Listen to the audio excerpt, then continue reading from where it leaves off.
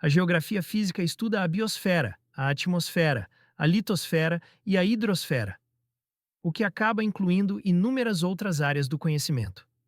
A biosfera é o planeta em que vivemos, e o estudo da dinâmica entre todos os seres vivos e não vivos.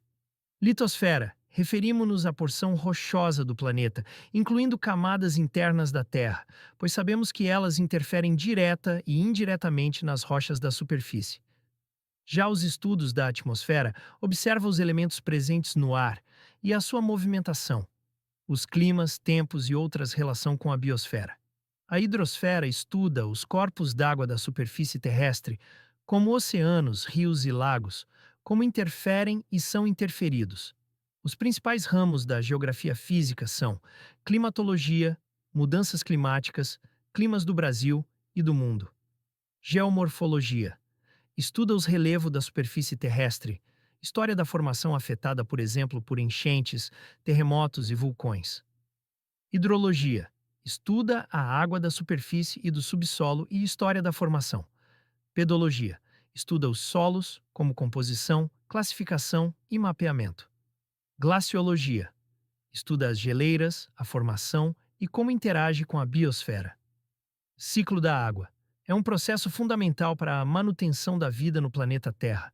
É mudança de estado físico da água e a movimentação entre a atmosfera, a superfície, o subsolo, as geleiras.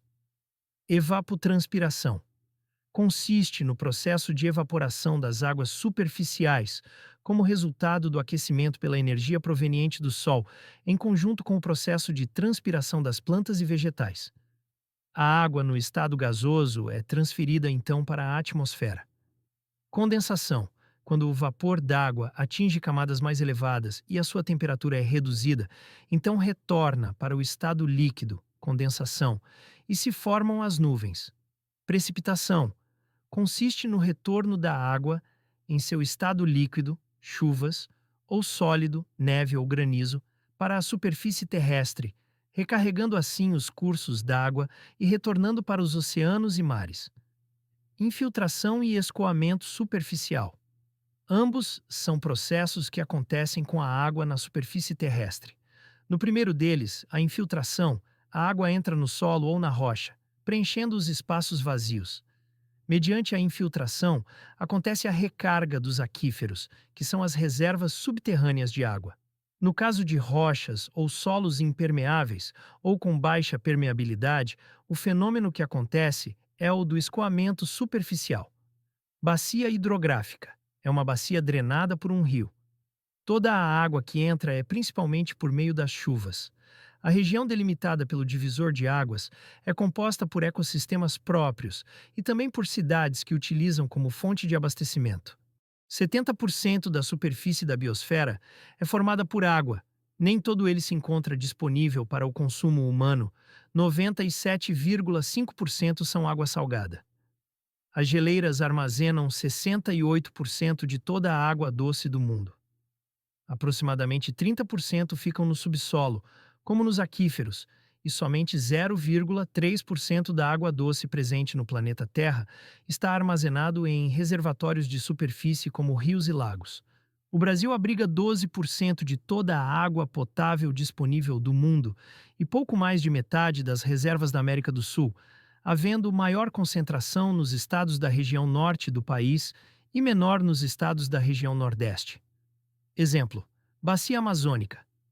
Localizada na América do Sul, tem área de aproximadamente 7 milhões de quilômetros quadrados. Estende-se por 6 países e pelo território europeu da Guiana Francesa. O rio principal da Bacia Amazônia é o Rio Amazonas. Cartografia é a criação de mapas usando a investigação científica, sociologia e história para representar certa parte da realidade. Pode ser sociais e geográficas, às vezes misturado com design mais trabalhados.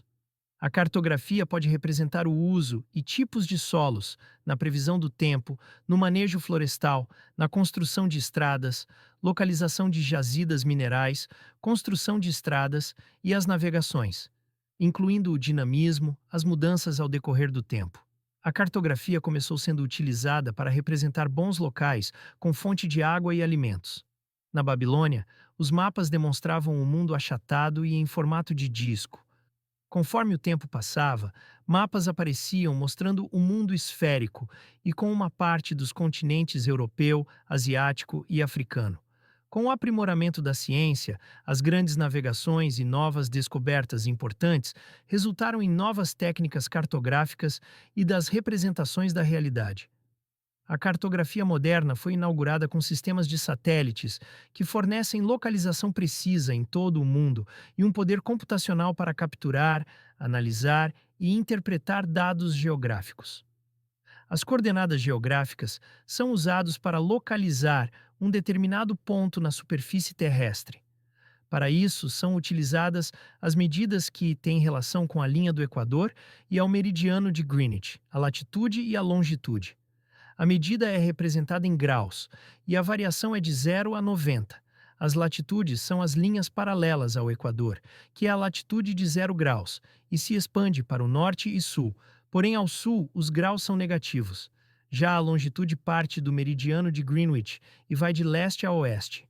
A longitude varia de 0 graus a 180 graus. Quando parte do hemisfério oriental é positiva e a parte do hemisfério ocidental é negativa.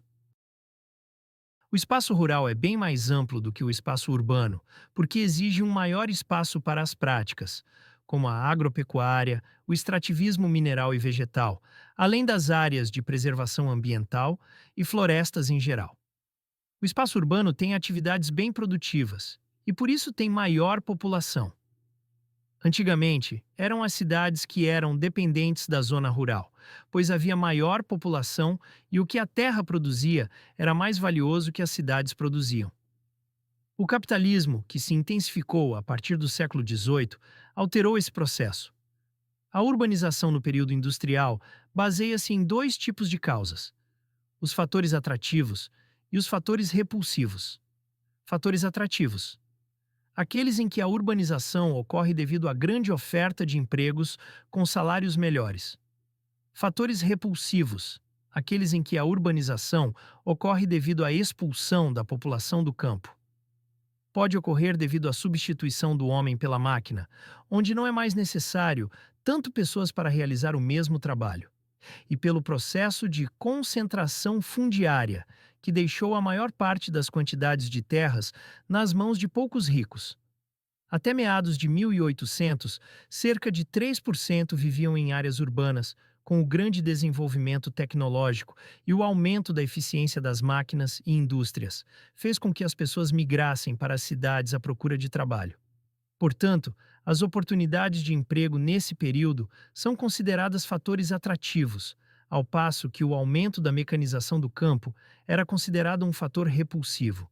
Essa migração não ocorreu de maneira sustentável, acarretando diversos problemas sociais, como moradias precárias e sem saneamento, ambientais, como perda da vegetação para abrigar mais casas, e até climáticos, menor vegetações e maior poluição. A urbanização no Brasil, que teve seu início no século XX e, até por volta de 1950, a maioria da população brasileira vivia nas zonas rurais. E também ocorreu de forma desigual e insustentável. Favelização. A falta de planejamento e de políticas públicas faz com que muitas pessoas, ao migrarem para as cidades, ocupem áreas sem donos. Muitas vezes são áreas de risco. Excesso de lixo. Visivelmente, onde há maior concentração de pessoas, há também maior produção de lixo. O aumento do número de habitantes nas grandes cidades fez com que houvesse maior produção de lixo, que por vezes é descartado de maneira incorreta, a céu aberto. Poluição. Um elevado número de habitantes trabalham num grande número de indústrias e automóveis, causando poluição do ar. Junto com poluição sonora e visual, comprometem o bem-estar da população. Violência. Miséria gera crimes e violências. As más condições insalubres de moradia e a falta de políticas públicas que atendam essa parcela da população têm como consequência direta o aumento da criminalidade. Os principais problemas ambientais do mundo foram causados pela ação humana. Esse processo se intensificou a partir da Revolução Industrial, que data do século XVIII, e começou a ser amplamente discutido em escala internacional A partir da década de 1970, com a realização das conferências ambientais e sobre o clima. A poluição é principalmente a queima de combustíveis fósseis e pela indústria, atividades essas que liberam substâncias como gás carbônico, óxidos de enxofre e óxido de nitrogênio na atmosfera.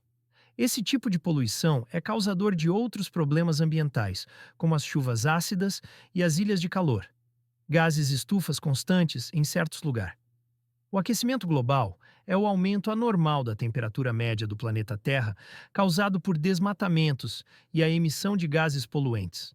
Esse aumento da temperatura desequilibra a natureza, o que acaba causando outros problemas ambientais, como chuvas muito volumosas e intensas, que duram horas seguidas por secas severas que duram semanas, derretimento das calotas polares liberando gases presos no gelo e o aumento do nível dos oceanos. A poluição hídrica acontece quando substâncias são lançadas nos corpos d'água e alteram as suas propriedades físicas, químicas e biológicas, o que pode causar a contaminação e, como consequência, gerar severos prejuízos para a população que depende daquele recurso e para a biodiversidade aquática. O descarte irregular de lixo e de resíduos urbanos, como esgoto e industriais, estão entre as principais causas da poluição hídrica.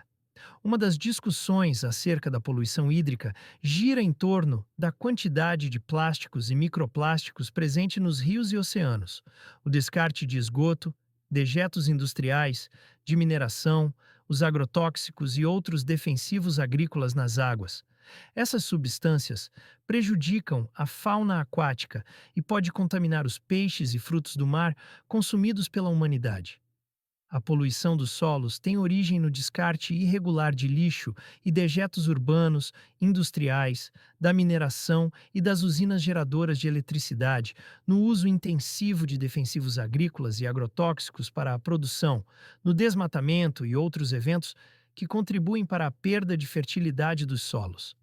O desmatamento é a redução da cobertura vegetal, o que deixa os solos não mais tão firmes, sendo dissolvidos e poluindo os rios, e nem férteis, e afeta os ecossistemas e interfere na dinâmica dos climas locais, e a soma de todos altera o clima global. As queimadas são usadas para limpar uma área com fogo, o que elimina parte da biodiversidade, altera o clima local e emite gases poluentes na atmosfera. A desertificação ocorre após o esgotamento do solo.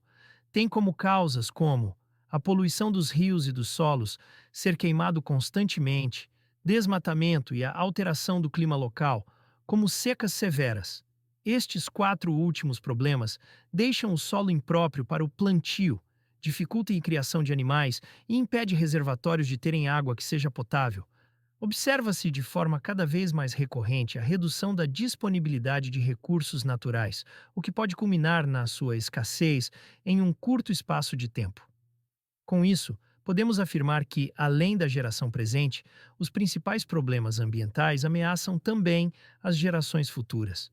Veja algumas soluções que podem ser adotadas para a redução dos problemas ambientais: educação ambiental, garantia do acesso a saneamento básico para toda a população, junto com a realização da reciclagem e da coleta seletiva, reflorestamento e recuperação de áreas degradadas, aumento da utilização de fontes de energia renováveis, adoção de medidas sustentáveis pelo setor industrial e na agropecuária, elaboração e aplicação de políticas de proteção e preservação ambiental. Conteúdo tem na internet, aqui nos temos. Afinal, esse é o canal. Curta e se inscreva, pois haverá mais aplicações dos